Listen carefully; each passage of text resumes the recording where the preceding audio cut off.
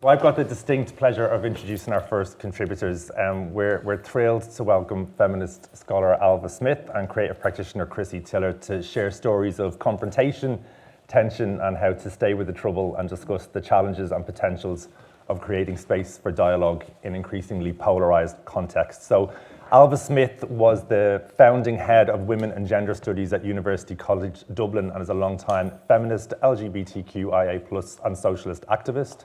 In Ireland, she was centrally involved in the marriage equality referendum in 2015, co-founded the coalition to repeal the Eighth Amendment, and was the co-director of the Together for Yes abortion referendum campaign in 2018.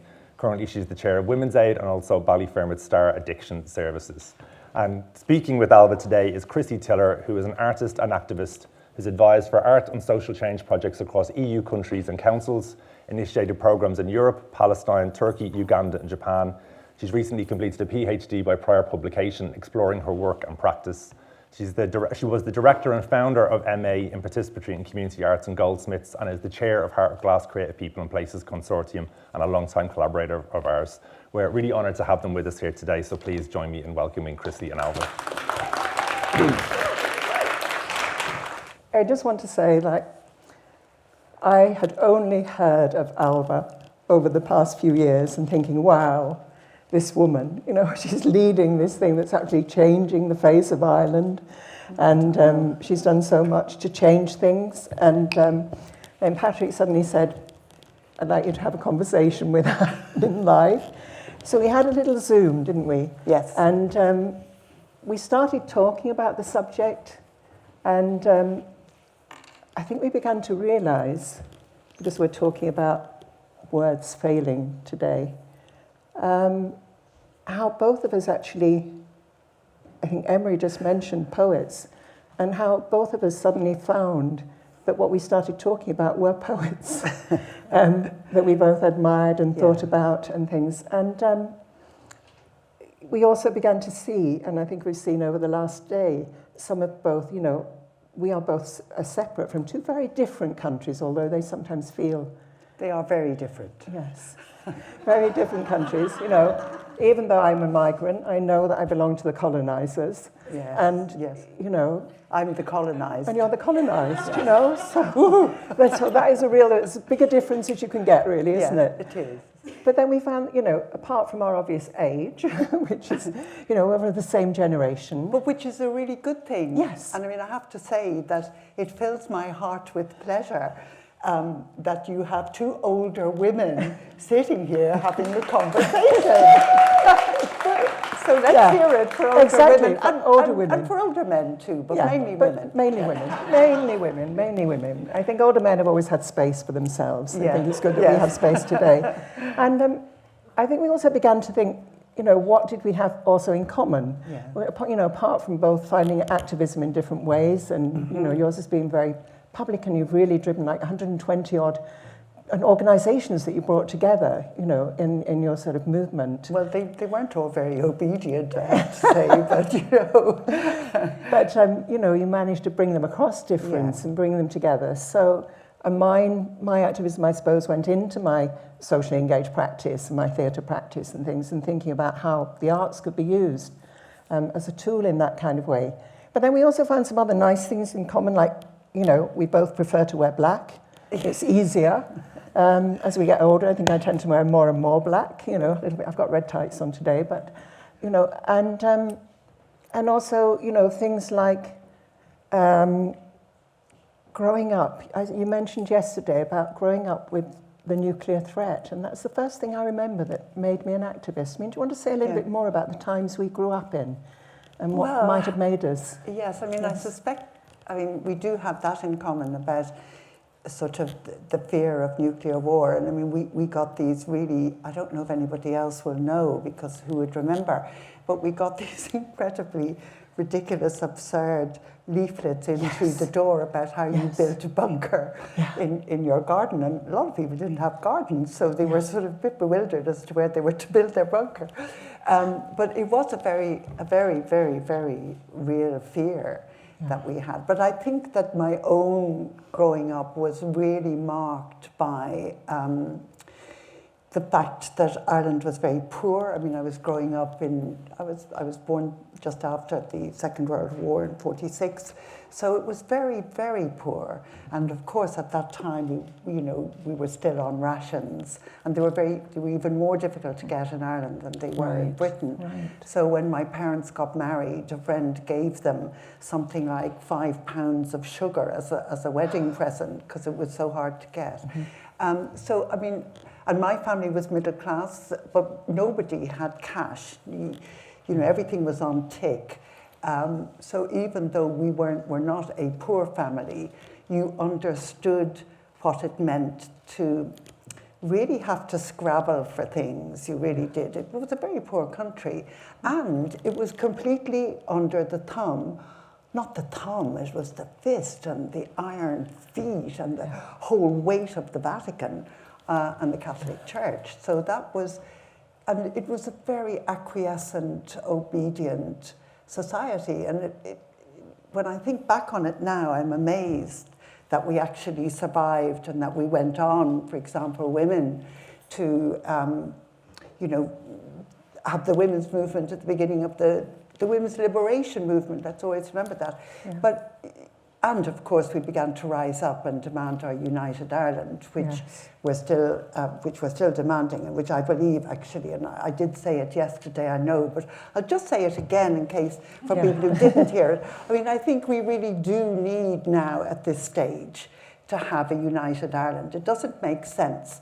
It doesn't make sense for us in Ireland, and it does not make sense for you in Britain. And anyway, when Brexit was decided, and I'm not for one moment suggesting that anybody here decided that, but when it was decided, you said, bye-bye Ireland. We don't want you anymore. We don't need you. So I do think that that whole struggle has also marked my life. I came from a family which was half a Republican family and half a very bourgeois sort of right-wing family, different sides. But, my mother was born in Belfast and all kinds of roots that go back there. And I think that also obviously began to mark my girlhood, really, rather than my childhood. Not that it was present in my family, but I was very aware of what was happening. So, it was kind of it was a very interesting time. My own feeling, just the last point I make, I remember very strongly that when I was about 13 or 14, we didn't have television, and you got the ferry over to Liverpool. I mean, some people still do, but you couldn't, there wasn't any Ryanair or anything, and flying was much too dear. So you got the ferry over, and that was about the extent of your understanding of abroad. But I got it into my head. I always had notions that I wanted to go abroad. I wanted to be abroad, and I thought, how do you get abroad? And I thought, right, well, if I say that I'm really interested in French and I'd like to learn French. So I was sent off to a convent in France. Well, it opened forget the convent. This was, actually, even though, I'm a fine card-carrying lesbian, at that time, there were boys down the road. And we had an absolutely wonderful time. But it sort of changed my sense. Because I suppose living on that small island, very Catholic, very... really that sense that you were living in a kind of a tyranny, it released something very important for me. And it also made me understand some things that we didn't need to live like that. So I think, while I certainly wouldn't say I became politica then, I think I began to open my eyes a bit and think, well, there is a world that we need to look at. I mean, it's interesting that you talked about, and you talked yesterday about being Catholic, because I was brought up as a Catholic in the 50s in the north of England on a council estate. And we were like separate. We were separate because we didn't know anybody else who was Catholic apart from the people who went to our church. Yes. And it was interesting, and I was trying to write a bit about this recently, because I realised that despite the tyranny, and of course one always experiences the tyranny if one's brought up as a Catholic, it also enabled us to sort of feel somehow connected when we did things to do with the church. So our priest was really into church processions. And we used to have this wonderful one in July, which I think was the procession of the Sacred Heart. And we used to have baskets of red rose petals. And we used to throw them on the ground as we walked. And we, the girls in particular, used to feel really, really proud that we were doing this. And we used to think, these are the Protestant streets, and we're throwing our rose petals on them. So it's kind of interesting, isn't it? That, yeah. For me, it was, because I was thinking about that in the context of polarization today, Yes. growing up in a country where it was really very difficult to be Protestant was to be different, Yes. certainly. However, I grew up thinking that Protestants were good and Catholics were bad, because every time as a small child when I would mention neighbours down the road or whatever, somebody in the family, my father, my mother, somebody would say, oh yes, the so-and-so is very good people, you know. And they only ever said that about Protestants. And it was extraordinary. There was, even back then, that sense that of difference and divide that you're actually describing. Yeah. But at the same time, in the place I grew up, there was also some kind of sense that, you did not speak ill of people, that you looked somehow for the good there. Yeah. And that has come back to me increasingly over the past decade or so, as we've grown, and as religion has taken on so many places, a very toxic sheen again. And I often think about that there is something about saying to yourself, okay, I really don't agree, or I don't agree particularly, I don't agree with religion, actually. But I also think to myself, they are good people. And it's so simple, it's so basic, it's so childish, but it does come from my childhood, No, I think it's the same. I think, we used to have this thing at school, I don't know if you had it, like the catty cats and the proddy dogs, and that was the sort of insult that people used. But at the same time, in the street, if you're in the street, exactly, you knew who was good. You'd speak about who was good among your neighbours. People would be helping each other. The women didn't worry when they were sort of deciding who needed a bit of extra childminding, who needed rationing. Yeah, we had rationing books as well. Yeah. Who need those things sorting, who need a bit of extra sugar because there was a wedding and things. And there was a sense of community in which, what mattered was whether people were good, or you respected them and you respected their a lot harder today to. Yeah, and it feels more difficult. And I think one of the things that we were talking about was our love of June Jordan, and how I think it was really interesting that we both sort of come to her as women of a certain age, because I found that it was those black women writers who wrote about the things like class that I never found except from white men in the UK. And there was a lovely poem that she writes, which is, in her book, Life as Activism, which I think about as your life, Life as Activism. And she begins it, she's talking actually about her struggle against breast cancer, but she talks about it as, activism is not issue specific. It's a moral posture that steady state propels you forward. And she goes on to say, imagining that you can somehow change things. So we talked about, it's like this imagination, isn't it? Imagining that if you did something, you might change things. So what was it that made you feel that you could change things, that drove you forward? That's a very good question. I think why I love June Jordan is, she's such an incredible activist and a wonderful poet. I don't, by the way, completely agree with her about the not issue specific. I think that the motivation to activism is not necessarily issue specific, but that, really effective activism is issue specific, and that's what enables you to actually get people to come together, because unless you have some specific aim, people are going to say, why would I bother, and unless we can agree on that aim, and that's actually where the building of understanding comes from. But I think for me, it was really very simple as I began to notice the world. I'm saying when I went to France, I came back and so on and so forth. I think I never really, I always hated when people spoke to me in ways that I thought were unnecessary or unintended or unfair or whatever, and I always wanted to give them a good kick. and say, stop that. And I also didn't like it when I was bullied when I was at school, and I hated it. I hated that, and I hated seeing other children being bullied at school as well. And I think that started that sense that, yes, of course there are the good people, but there are also the bullies. There are also the people who are going to kick you around the place. And that you really got to get out there and stand up and kind of take them on. And then, as as a girl, or really as a young woman, I just became so angry at the depths of inequality around me in the country I lived in. And then as the women's movement came, that was absolutely it was a real salvation. I mean, I think of 1970 as being this amazing time when suddenly somebody was as if somebody drew back the curtains, threw up the blinds, turned on all the lights and said, we have to get out there and fight for our freedom. And that made me think we don't have our freedom. And it was really from there. It took me a while to kind of develop that. I was very ill during the 70s, but I was thinking and reading and desperate to get out there. But it was that sense of real anger, and then that sort of opening up to be, well, you're never just a woman.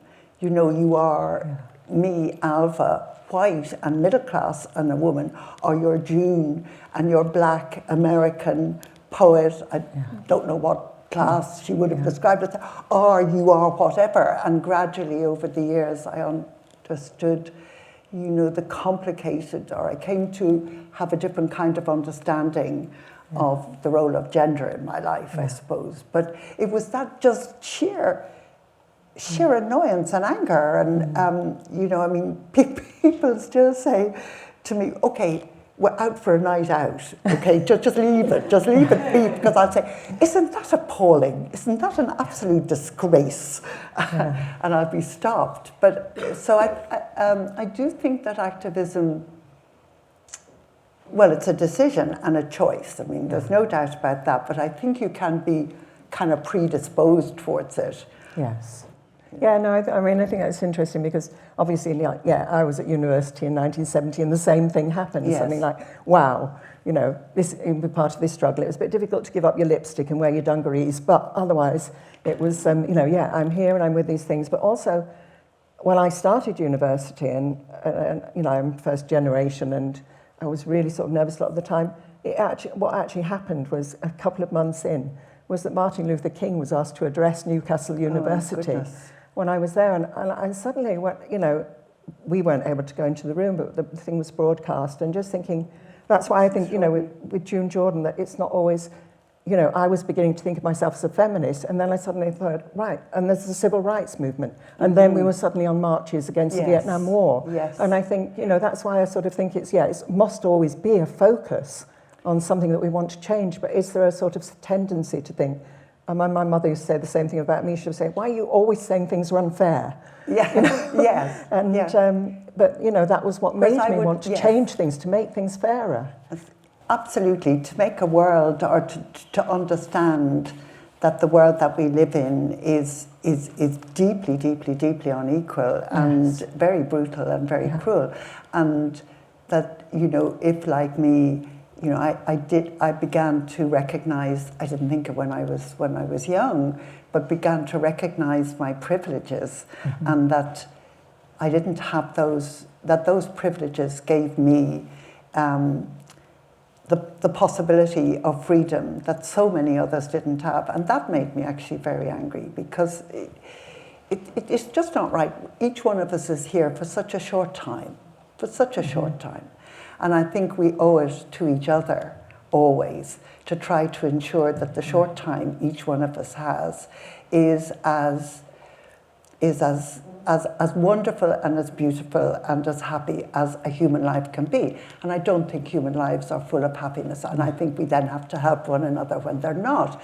But that we should have those equal chances. And I still really it's not holding on to an idea, that's a feeling, that's really a feeling, it really is. And I think activism is that kind of feeling as well, that if you don't get out and do something, and then, you know, from just some experiences, I suppose, quite early on, realizing that if you shouted loud enough and stamped your foot loud enough, I'd always be told to that one needs to watch your temper, but that if you lost your temper enough and boldly enough, that actually you could make people listen to you. You could make them back off a bit. You might not actually get them immediately. You needed to be 2 or 3 or 4 to get them to start changing the behaviours. But even as an individual, you get them to back off anyway. And that sort of fighting spirit came up certainly in me. And I think that's an important part of activism. And sometimes people can shy away from that and see it as a form of violence. I don't. I think that shouting and demanding is perfectly rational. When people can't hear you, what do you have to do? You have to shout. Therefore, I always do in my activism what I think is perfectly rational. But fundamentally, it is that sense that unless we can all be equal, the world is absolutely not right. And, you know, I have these conversations now with my grandchildren. My grandson has absolutely... I don't know what we're going to do with them. But, you know, it's like I'm trying to explain equality and he's finding this really hard. His idea is kind of different. You go out and you get the goals in football and things like that. But I think that motivation stays with me. It just doesn't go away, really, I think, and I imagine you're very much the same. No, but it I gets think so. Enriched by what other people bring you. I think so, exactly by what you find and what you bring. And I also, can I just say one thing? Actually, that just when I was saying that I wrote it down because it's such a lovely quote, that our president poet, you know, is it any wonder in Ireland that we love poetry? Our president poet, Michael D. Higgins, I came across something that's completely coincidental after we spoke. I mean, totally coincidental, where he said that what we need to do is to place ourselves in the space of the vulnerability of others. Isn't that really beautiful? And he's president of a country, you know, and that somebody, okay, our government is they're not poets, they're not like him. They're far to the right of him anyway. Yes. But that, you know, that you can have a human being nominally in charge of you, so to speak, who understands human vulnerability.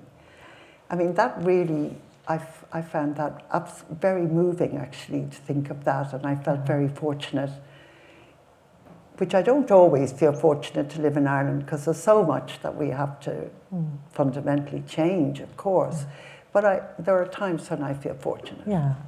And there are times when I, at the moment, just feel happy that Ireland is there. I have to say, in things like, you know, the Israeli-Palestine situation, I just think, thank goodness for Ireland, you know, because it's more difficult, it seems more complicated, it seems more difficult to talk about these things in the UK. Heartbreak. And it's terrible heartbreak. And 60 people killed yesterday. I know, and Lebanon, and I was thinking about, you know, Elif Shafak, you know, she writes about how to sort of survive in terrible times that we sort of live in. And I was thinking about, you know, you were saying about stamping your feet and shouting, and I think there was a time in my youth when I thought, the more I do of this, the more things might change. And it sort of almost seemed it did. So we marched and we shouted against the Vietnam War. And then it can happen again. Then, you know, it sort of didn't happen. And then we came to the Iraq War and nobody even engaged with it, you know, and now I find when I'm going out on, you know, we walk with the Jewish bloc in the Palestinian marches, and, you know, I think, well, we're doing this over and over again. We are shouting, we have our calls, we do this thing.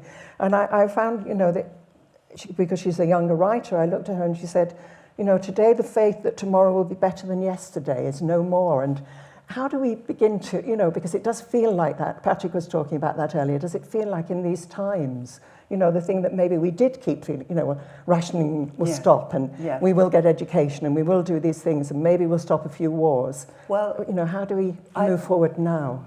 I don't think anybody has a complete answer to that. But I mean, what we do know from just the experience is that you can't. It's not that you can't stop, because you can't, but you can't not go on trying, is the way I think about it. And that really is the moral imperative, I think, of today, that we do not stop trying to bring about the changes that we believe will create a more peaceful, peaceable, less violent or non-violent world, and one in which each individual will be fully valued. So, those are, I still think that we can't not hold on to those ideals, because if we let go, if those of us who have those ideals let go, then truly all is lost. And it's very hard. It really is very hard, which is why working collectively is so important. I was saying that when I was young, I sort of began to realize that there were 3 or 4 of you could do a bit more, and now sort of seeing that really the great challenge, particularly as we're looking at this increase, where divisiveness is becoming much rowdier, noisier, more violent, more antagonistic, more hostile, where those rifts are becoming greater, that those of us who have those ideals have to work even harder to keep bringing people together.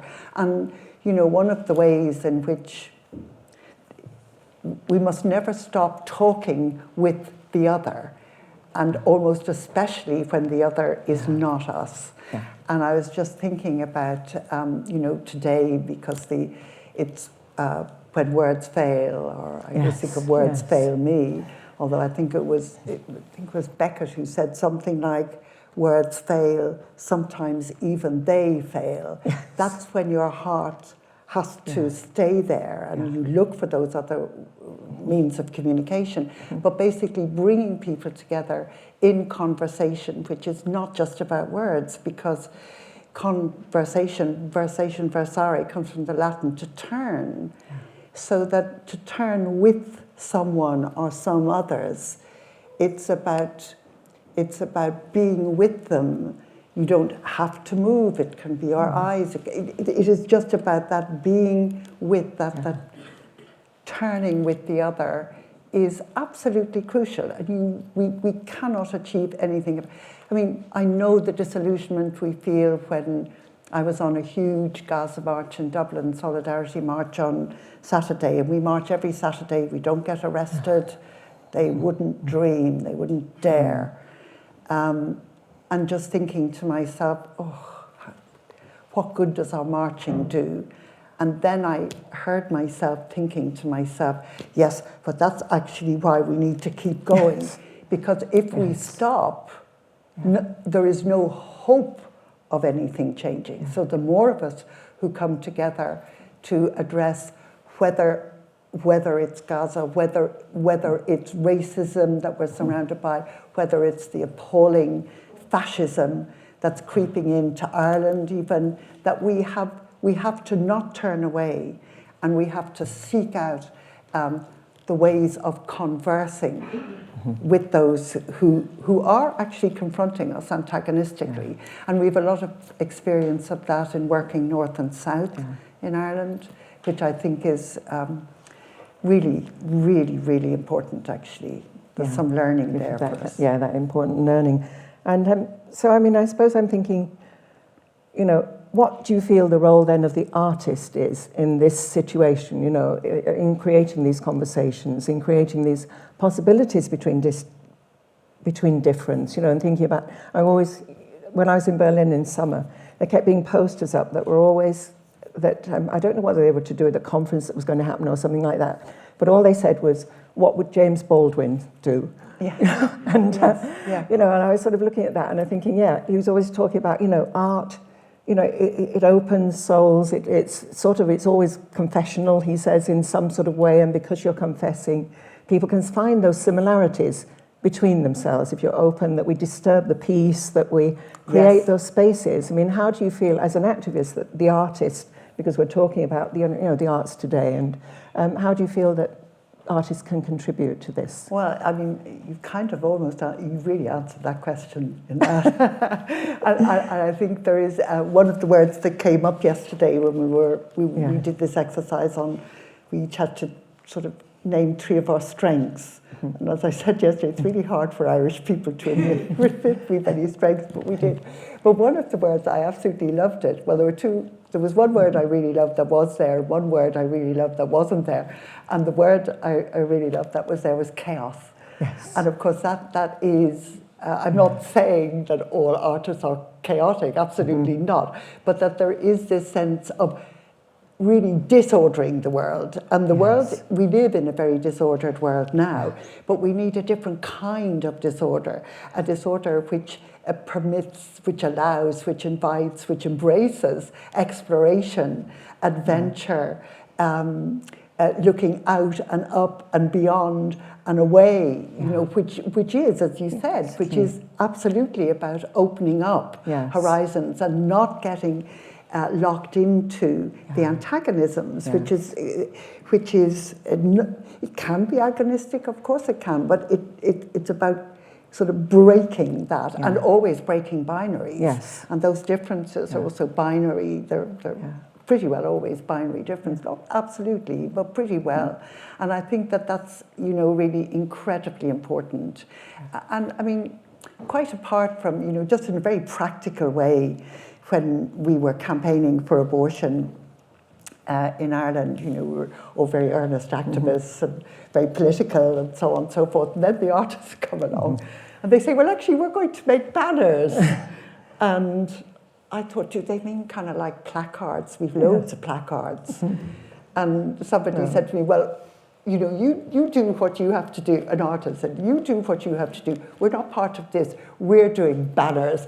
And they came out on the streets with these enormous banners. And they were absolutely fabulous. Jessie, have they been archived? They have, haven't they? They are banners.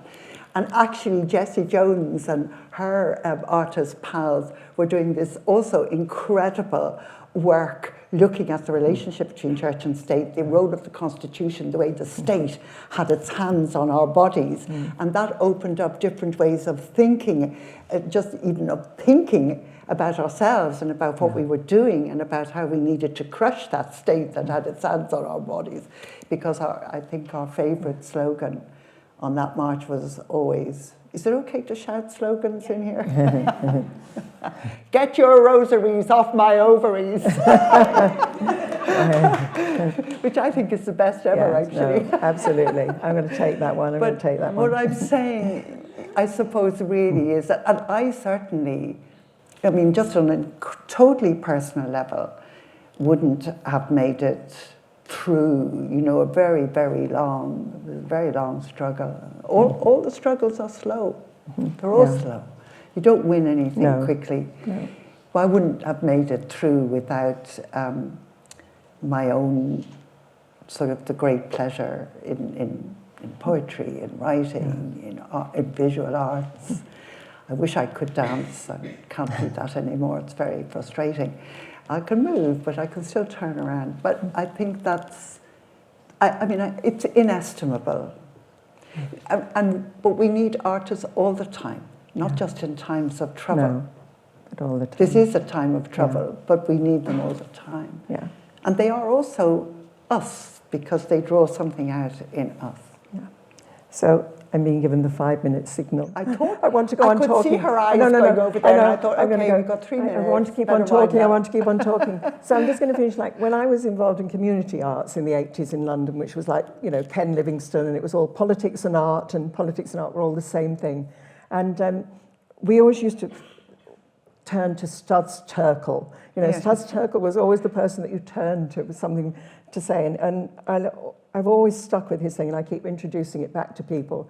That when he says, hope is the last thing that remains. And he said, hope has never trickled down, like economics or money or equality or anything like that. It's never trickled down. It's always risen up. So how are we in our 70s going to help hope to rise up for another generation.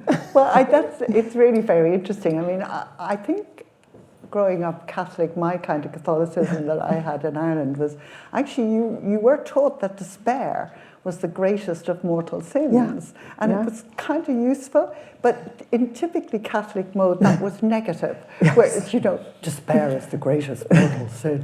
Whereas, for me, I think that hope is actually what really gives you life and can give life and keeps you alive. And the problem about hope is that we always, as I'm doing now, use it as a noun.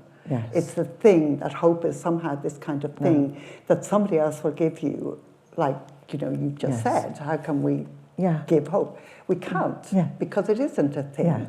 Hope is also a verb, to hope. Yeah. So hope, therefore, it is an action.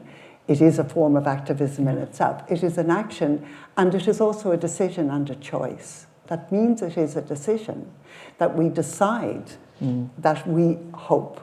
We decide that we hope, because if we don't hope, and we, even before these, and no doubt after these terrible times of trouble and anxiety and so on, hope is always important. We need hope all the time, that we hope for ourselves, we hope for, I hope I'll live long enough to see X, Y, and Z, and so on and so forth. I hope the world I hope human beings can become more humane. That's really it. And I just think that for me, when I think of hope as a decision I make never to stop hoping, that I find that very sustaining. And then the days when it doesn't work very well, that's when you go and play. Yeah. And yesterday evening we were talking about play, and I thought, absolutely, that we have to remind ourselves that we're really good at play. We all knew how to play so beautifully when we were kids, but we didn't know that was what we were doing. And then I remembered, Catholic, you can take the girl out of, etc., but you can't take the church. Well, exactly. We were taught that the family that prays together stays together. And I thought, no. The collective that plays together like heart of glass actually stays together. There is something very binding about play, isn't there? When you have fun with someone, and that I need to learn more how to play. I think there'll be many people now around me over there on the other side of the Irish Sea who'd say, play, that one knows nothing about play. I do, but I kind of forgot. Well, so hope and play, I think, even in the dark times, perhaps especially in the dark times. Well, it's like Brecht, isn't it? When he says, is there going to be singing in the dark times? Yes, there's going to be singing about the dark times. That's it. And I just feel that's it, isn't it? We're going to make play, we're going to play, we're going to hope. The artists and the writers. The artists, Thank you so much. It's been such a privilege to speak to you this morning, and hopefully leave you with something.